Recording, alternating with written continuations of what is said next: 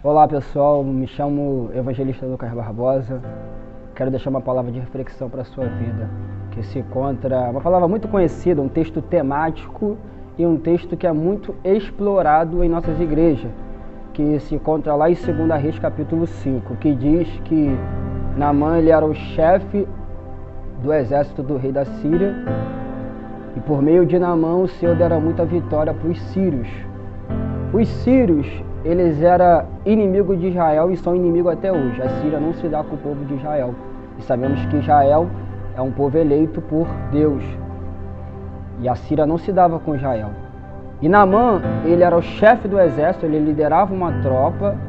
E por meio de Naamã, o versículo 2 de 2 Reis diz que o Senhor dera vitória a Naamã pelos sírios. Isso aqui é muito interessante, porque estamos falando algo que é épico, porque o texto diz que Naamã, ele era chefe do exército da Síria, ele era valente, ele era valoroso, porém ele estava leproso. Só que o versículo 2 diz que o Senhor está dando vitória para Naamã. Levanta ponto de interrogação sobre as nossas cabeças. Como pode Deus estar dando vitória para alguém que está leproso? Como pode Deus usar um pregador, um cantor, um pastor, seja lá quem for, sendo que essa pessoa tem lepra? Mas o texto é bem claro em dizer que ele é valente, que ele é valoroso, ele tem valor, só que ele está leproso. Só que eu entendo a todo momento que Deus ele tinha um propósito salvífico na vida de Naamã. Que propósito salvífico é esse, evangelista Lucas? Deus estava querendo mostrar para Naamã que o propósito que Deus tinha na vida de Naamã não era só dar vitória para ele. Porque o texto diz que o Senhor está dando vitória para Naamã.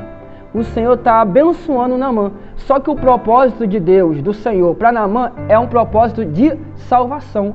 E como é que vai começar o propósito de salvação? Dentro da casa do Naamã. O propósito de salvação na tua vida, na minha vida, começa dentro da nossa casa.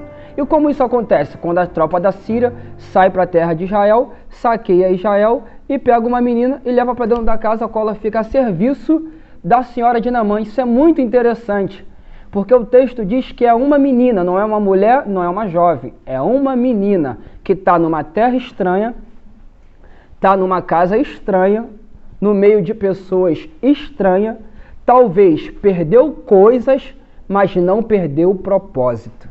Recebe isso para a tua vida. Existem pessoas que perderam coisas, mas não perdeu o propósito. Talvez a menina perdeu coisas, mas ela não perdeu o propósito. Que propósito que a menina tinha? Resposta de Deus para a vida de Naamã. Propósito de servir, de ser a resposta de Deus para a vida de Naamã. Quando ela abre a boca pode dizer: minha senhora, se o teu senhor estivesse em Israel, em Samaria, ele saberia que lá existe um profeta. Naamã estava pensando que a menina era escrava dele. Só que a menina era uma resposta de Deus para a vida de Naamã.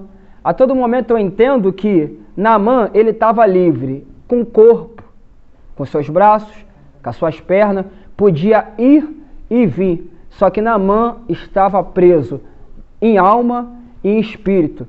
Em contrapartida, a menina está numa terra estranha, numa casa estranha, no meio de pessoas estranhas, mas a sua alma, o seu espírito estava livre para adorar.